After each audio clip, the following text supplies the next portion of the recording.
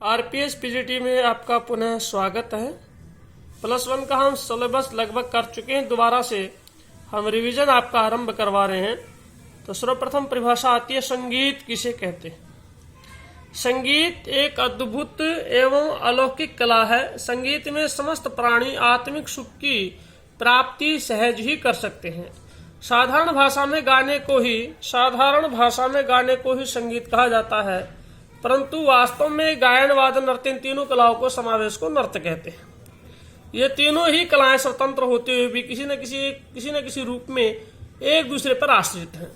गीत शब्द लगाकर गीत शब्द की उत्पत्ति होती है। सम का अर्थ है अच्छा और गीत का तात्पर्य है गायन से, अर्थात एक ऐसा गीत जो अच्छा हो और कर्ण प्रिय हो तथा जो लोगों को मनोरंजन कर सके, संगीत कहलाता है।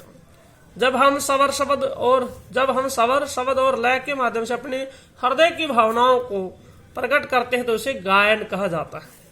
जब एक कलाकार स्वर, लय और ताल में माध्यम से अपने मनोभावों को किसी वाद्य यंत्र को बजाकर प्रस्तुत करता है तो उसे वादन कहते हैं। जैसे भगवान श्री कृष्ण बांसुरी बजाते थे, भगवान शंकर डमरू बजाते थे, हनुमान जी खड़ताल बजाते थे, माँ सरस्वती वीणा बजाती है। इसी तरह हमारे बहुत से उस्ताद लोग हैं, जो बड़े बड़े विद्वान लोग हैं, जो जैसे सारंगी बजाकर, तबला बजा करके, हारमोनियम बजा करके, गिटार या सितार बजा करके अपनी वादन प्रस्तुति देते हैं।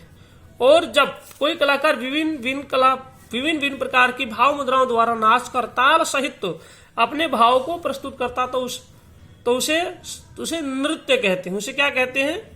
नृत्य कहते हैं। उस संगीत को क्या कहते हैं? नृत्य अर्थात डांस कहते हैं। न आधा तय नृत्य कहते हैं।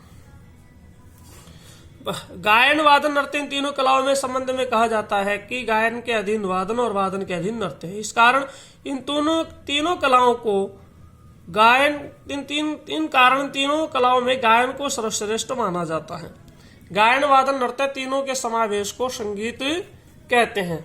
हम लिख लेंगे अच्छे से, देखिएगा, इस लाइन को कंप्लीट कर लीजिएगा।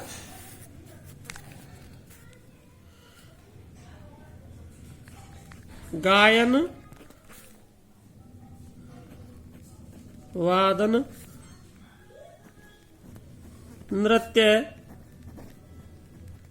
तीनों कलाओं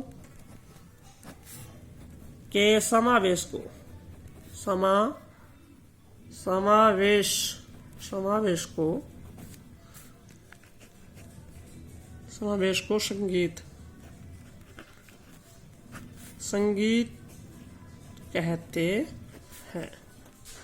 गायन, वादन, नृत्य तीनों कलाओं के समावेश को संगीत कहते हैं। जबकि तीनों कलाएं अलग अलग हैं। गायन एक अलग कला है, वादन एक अलग कला है, नृत्य एक अलग कला, लेकिन तीनों के समावेश को ही हम क्या कहते हैं? संगीत कहते हैं। संगीत शब्द की उत्पत्ति जैसे बीच में बताया था, सम प्लस गीत से हुई है। संगीत की उत्पत्ति सम प्लस गीत से हुई है। सम का अर्थ है अच्छा, सम का अर्थ है अच्छा, और गीत का संबंध गायन से है। गीत का संबंध गायन से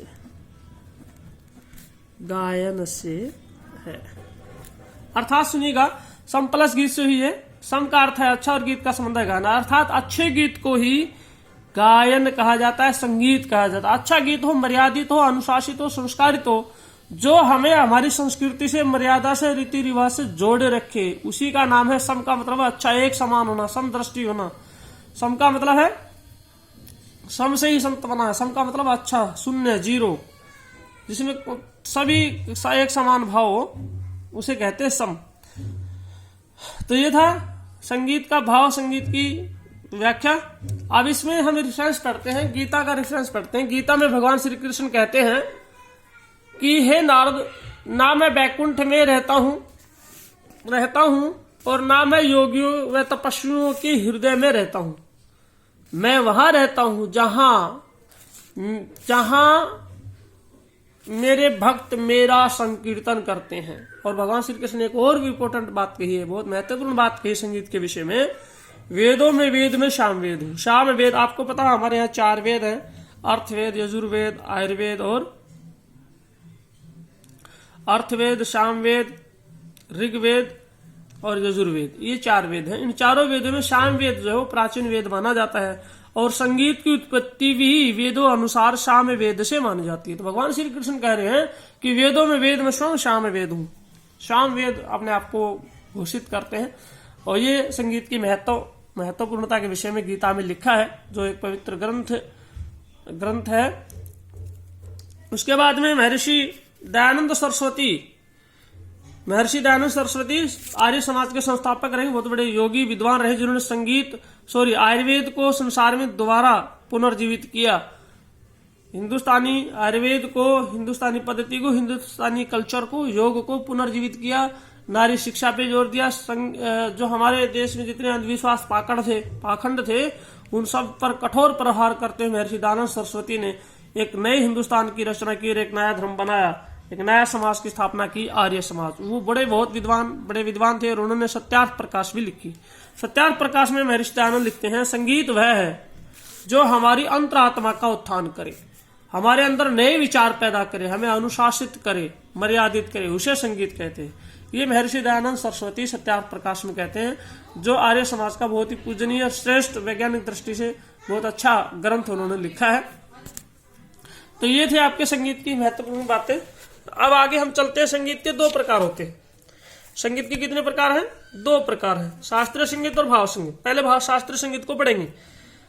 जिस संगीत को निर्धारित नियमों के अनुसार गाया बजाया जाता है उसे शास्त्रीय संगीत कहते हैं। संगीत के इस प्रकार को राग, स्वर, ताल, लय आदि के नियमों का पालन करते हुए किया जाता है। इसके अंतर्गत ख्याल गायन, ध्रुपद, धमार आदि आते हैं। भाव संगीत के इस प्रकार में ध्रुपद, धमार आदि आते हैं। मैं आपको इस द्वारा स्पष्ट करता हूं उसको। शास्त्रीय संगीत को साधारण शब्दों में वह संगीत जो शास्त्रीय नियमों में बंधा हुआ, जिसमें राग की शुद्धता का ध्यान रखा जाए, जिसमें ताल का भी ध्यान रखा जाए, जो नियम में बंद कर गाया बजाया जाए, जिसे बंदिश कहते हैं, उसे शास्त्रीय संगीत कहते हैं। अब आता भाव संगीत। संगीत के इस प्रकार में शास्त्रीय संगीत के समान कोई बंधन नहीं होता है। संगीत का मुख्य उद्देश्य लोगों का मनोरंजन करना होता है। इस प्रकार के संगीत में शब्द और भाव की प्रधानता होती है। भाव प्रधान होने के कारण ही इसे भाव संगीत कहते हैं। इसमें गायक स्वतंत्र होता है। इसमें किसी प्रकार की राग की शुद्धता का विशेष ध्यान नहीं दिया जाता है। एक से अधिक राग, एक से अधिक ताल इसमें प्रयोग किए जा सकते हैं, इसे भाव संगीत कहते हैं। इसमें भाव प्रधान होता है। इसके अंतर्गत गीत, भजन, लोकगीत, चित्रपट संगीत, लोक संगीत और भजन गीत आते हैं। भाव संगीत के 3 प्रकार हैं, चित्रपट संगीत, लोक संगीत और भाव संगीत। आपकी नॉलेज के लिए बता दूं, चित्रपट संगीत वो होता है जो स्क्रीन सिनेमा के माध्यम से हम जो कुछ भी देखते हैं फिल्म के माध्यम से, उसे चित्रपट संगीत कहते हैं। चित्रपट संगीत कहते हैं। और जैसे एक फिल्म आई थी 1960 के दशक में, मुगले आजम, उसमें एक गाना था, मन तड़पत हरि दर्शन को आज। ये क्लासिकल गाना था जो फिल्मी दुनिया के द्वारा बहुत प्रचलित हुआ, शास्त्रीय संगीत का प्रचार प्रसार हुआ, मन तड़पत हरि दर्शन को आज। उसके बाद में आता लोक संगीत। लोक संगीत उसे कहते हैं जो हमारी रीति रिवाजों अनुसार, हमारी रीजनल लैंग्वेज में, क्षेत्रीय भाषा में हमारी माताएं बहनें विशेष विवाह शादी के अवसर पर जो कुछ भी गाती या बजाती हैं उसे लोक संगीत कहते हैं। जैसे पंजाब का भंगड़ा, गुजरात का गरबा, उत्तर प्रदेश की रामलीला व रासलीला, हरियाणा की रागनी और सांगाती। लास्ट में आता है भजन गीत। भजन गीत किसे कहते हैं? भजन गीत यानी कि परमात्मा की आराधना, स्तुति, वंदना में जो कुछ भी गाया बजाया जाता है, पद गाए जाते हैं, भगवान की प्रार्थना में, स्तुति वंदना में जो कुछ भी गाया बजाया जाता है उसे भजन कहते हैं। जैसे मीराबाई के पद, तुलसीदास के पद, कबीरदास के पद, सूरदास जी के पद, ये है भजन। तो ये है आपका संगीत। उसके बाद में छोटा सा और पार्ट रह जाता है, संगीत के कुछ पक्ष रह जाते हैं। जैसे संगीत के 2 पक्ष, भाव पक्ष और कला पक्ष। जब भाव पक्ष होता है स्वर और लय के द्वारा मन की भावनाओं को प्रकट करना ही संगीत का मुख्य उद्देश्य है। जब कोई कलाकार सूक्ष्म भाव को स्पष्ट करते हुए अपनी रचना को दूसरों की भावनाओं को प्रभावित करता है तो उसको भाव उतना ही प्रभावशाली माना जाता है। भाव संगीत में कलाकार का ध्यान अपनी भावनाओं को स्पष्ट करने की ओर रहता है। दूसरा कला पक्ष, जब कलाकार अपनी कृति को स्वरों को चमत्कारिक रूप से विभिन्न लयकारियों द्वारा अलंकारों से सजाकर प्रकट करता है तो उसका संगीत कला में कला पक्ष से परिपूर्ण कहलाता है। इस प्रकार का संगीत ज्ञान कुशल होना चाहिए ताकि चमत्कारिक और अलंकारिक गायन के द्वारा कलाकार के मनोभाव में गीत के भाव श्रोताओं तक अवश्य पहुंचे। भाव पक्ष में भाव का ध्यान रखा जाता है और कला पक्ष में कला पक्ष का कण, मीड, खड़का, मुर्कवी, गमक, गरा, मूर्छना आदि जो लयकारियां हैं, जो उतार चढ़ाव है, उनका विशेष ध्यान रखा जाता है। ये था आपका कला पक्ष। तो संगीत किसे कहते हैं कंप्लीट आपको सामने बीच में रखा है। भगवान श्री कृष्ण का रेफरेंस आपको छोटी सी जानकारी दे दूं, जैसे माता सरस्वती संगीत की देवी हैं, जो वीणा वादन करती है, हर जगह आपने देखा होगा। भगवान शंकर डमरू बजाते हैं। भगवान श्री कृष्ण ने अपनी मुरली के द्वारा सभी को मंत्रमुग्ध किया, पशु पक्षी तक भगवान श्री कृष्ण की मुरली सुनकर के शांत हो जाते थे, एक जगह बैठ जाते थे। तो ये आपने सुना होगा संगीत सम्राट तानसेन जो राग के द्वारा गा करके बारिश कर देते थे, दीपक राग गा करके दीपक जला देते थे। तो ये संगीत के प्रभाव है। एक और सरल साधारण बात आपको वेदों द्वारा, पुराणों द्वारा, महाभारत द्वारा बताता हूं। संत महर्षि बताते हैं कि संगीत एक ऐसी विद्या है, एक ऐसा कला है कि जिसके द्वारा मोक्ष प्राप्ति सहज ही हो जाती है। अगर संगीत को तन मन धन से, संगीत को बड़े आनंदमय होकर के, एकाग्रचित होकर के शुद्ध रूप में गाया बजाया जाए तो संगीत के द्वारा मोक्ष की प्राप्ति यानी कि परमात्मा की प्राप्ति सहज ही की जा सकती है। तो ये था संगीत। अच्छे से पढ़ेंगे, लिखेंगे और इसको याद करेंगे। धन्यवाद।